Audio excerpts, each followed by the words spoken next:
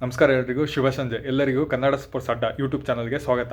What A day for Karnataka cricket lovers ಅಂತ ಹೇಳ್ಬೋದು. Karnataka team ರಣಜಿಯಲ್ಲಿ ಸೆಮಿಫೈನಲ್ಗೆ ತೇರ್ಗಡೆ ಆಗಿದೆ ಅಂತ ಹೇಳ್ಬೋದು. ಇವತ್ತು ನಡೆದ ಮುಂಬೈ ವಿರುದ್ಧ ಮ್ಯಾಚಲ್ಲಿ ಇವತ್ತು ಕೊನೆ ಆಯಿತು ಆ ಮ್ಯಾಚು.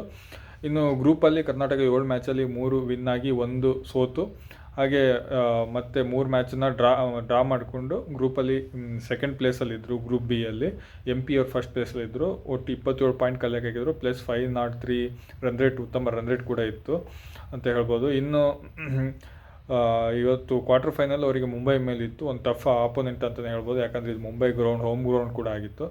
ಇದು Sharad power cricket academy BKC ಮುಂಬೈಯಲ್ಲಿ ಮ್ಯಾಚ್ ನಡೆದಿದ್ದು.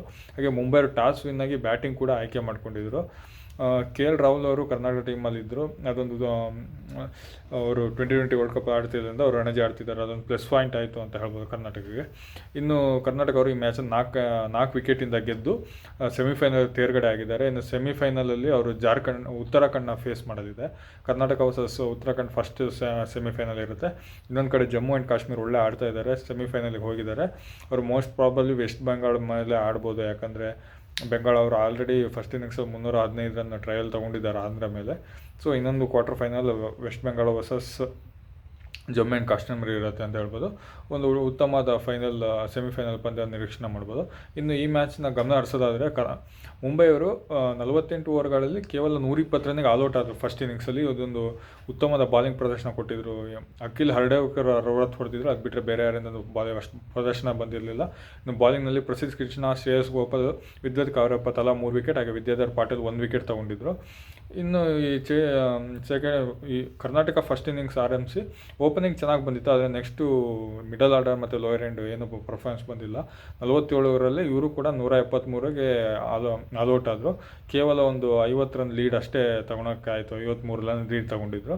KL ರಾಹುಲ್ ಅವರು 28 ಹೊಡೆದಿದ್ರು, ಮಯಾಂಕ್ ಅಗರ್ವಾಲ್ ಅವರು 92, ದೇವದೇವ್ ಪಡಿಕ್ಕಲ್ 17. ಇದು ಫಸ್ಟ್, ಸೆಕೆಂಡ್, ಥರ್ಡ್ ಬ್ಯಾಟ್ಸ್ಮನ್ಗಳ ಸ್ಕೋರ್ ಆಗಿತ್ತು.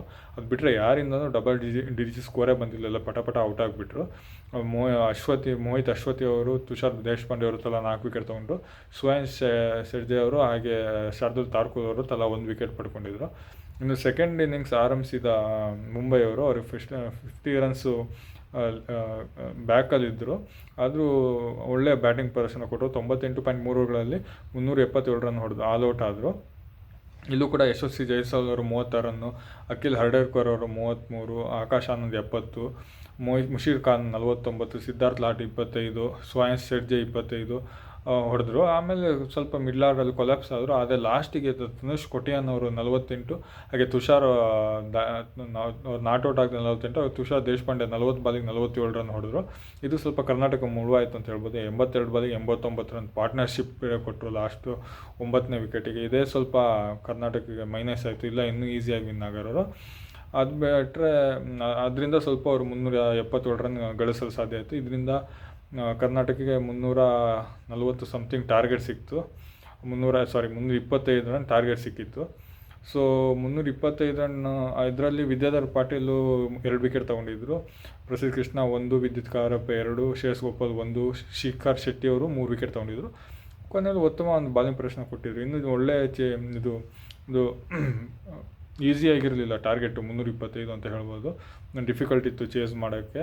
ಆದರೆ ಕರ್ನಾಟಕ ಅವರು ಈಸಿಯಾಗಿದೆ 73.4 ಓವರ್ಗಳಲ್ಲಿ 6 ವಿಕೆಟ್ ಕಳ್ಕೊಂಡು ಈಸಿಯಾಗಿ ಒಂದು ಚೇಸ್ನ ಬೆನ್ನತ್ರ ಬಂದು. ಇನ್ನು KL ರಾಹುಲ್ ಅವರು 180 ಬಾಳಿಗೆ 130 ರನ್ ಹೊಡೆದ್ರು.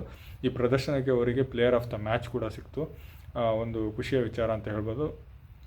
ದೇವದೇವ್ ಪಡಿಕ್ಕಲ್ ಕ್ಯಾಪ್ಟನ್ ಆಗಿ ಆಯ್ಕೆ ಆದ ನಂತರ ಅವರು ಗ್ರೂಪ್ ಸ್ಟೇಜಿಂದ ಕ್ವಾಲಿಫೈ ಮಾಡಿದ್ರು ಕ್ವಾರ್ಟರ್ ಫೈನಲ್ಗೆ. ಹಾಗೆ ಕ್ವಾರ್ಟರ್ ಫೈನಲ್ಲು ಅವರು ಕ್ಯಾಪ್ಟನ್ಸಲ್ಲಿ ವಿನ್ ಆಗಿ ಸೆಮಿಫೈನಲ್ ಹೋಯಿತು. ಬ್ಯಾಟಿಂಗ್ನಲ್ಲೂ ಒಂದು ಉತ್ತಮ ಪ್ರದರ್ಶನ ಕೊಟ್ಟರು, 52 ಬಾಲಿಗೆ 39 ಹೊಡೆದ್ರು.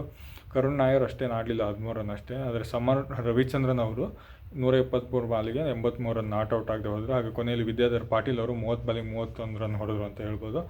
ಇನ್ನು ಬಾಲಿಂಗ್ನಲ್ಲಿ ಶಾರ್ದುಲ್ ಟಾರ್ಕೂಲ್, ದೇಶಪಾಂಡೆ, ಕೊಟ್ಟಿಯಾನ್ 2 ವಿಕೆಟ್ ತೊಗೊಂಡಿರುತ್ತಲ್ಲ ಅಂತ ಹೇಳ್ಬೋದು. ಓವರಾಲಾಗಿ ಕರ್ನಾಟಕ ಒಳ್ಳೆ ಪರ್ಫಾರ್ಮೆನ್ಸ್ ಆಡಿ ಸೆಮಿಫೈನಲ್ಗೆ ಹೋಗಿದ್ದಾರೆ. ತುಂಬ ವರ್ಷ ಆಯಿತು ರಣಜಿ ವಿನ್ ಆಗದೆ, ಈ ಸಲ ವಿನ್ ಆಗ್ತಾರೆ ನೋಡೋಣ ಉತ್ತರಾಖಂಡ್ ಮೇಲೆ ಅಂತ ಹೇಳ್ಬೋದು. ಒಂದು ಒಳ್ಳೆ ಸ್ಟ್ರಾಂಗ್ ಟೀಮ್ ಇದೆ, ಒಳ್ಳೆ ಚೆನ್ನಾಗಿ ಆಡ್ತಿದ್ದಾರೆ ಅಂತ ಹೇಳ್ಬೋದು. ಇನ್ನು ಜಿಯೋ ಹಾಟ್ಸ್ಟಾರಲ್ಲಿ ಲೈವ್ ಕೂಡ ಇತ್ತು.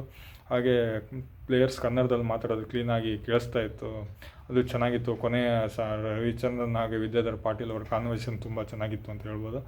ಸೊ ಲಾಸ್ಟಿಗೆ ಸ್ವಲ್ಪ ವಿದ್ಯಾಧರ್ ಪಾಟೀಲ್ ಹಾಗೆ ತನುಷ್ ಕೋಟೆ ಒಂದು ಸ್ವಲ್ಪ ಮಾತಿನ ಚಕಮಕಿನೂ ಕೂಡ ನಡೀತು ಅಂತ ಹೇಳ್ಬೋದು. ಒಂದು ಓವರಾಲ್ ಇಂಟ್ರೆಸ್ಟಂಗೆ ಇತ್ತು. ಲಾಸ್ಟ್ ಹಂತದಲ್ಲಿ ಸ್ವಲ್ಪ ಡ್ರಾಮಾಗಳೆಲ್ಲ ಇತ್ತು, ಲೈಕ್ ಇಂಜುರಿ ಆದಂಗೆ ಆ್ಯಕ್ಟ್ ಮಾಡೋದು, ಸ್ಲೋ ರನ್ ರೇಟ್, ಸ್ಲೋ ಆಗಿ ಬಾಲಿಂಗ್ ಮಾಡೋದು, ಅದೆಲ್ಲ ನಡೀತು.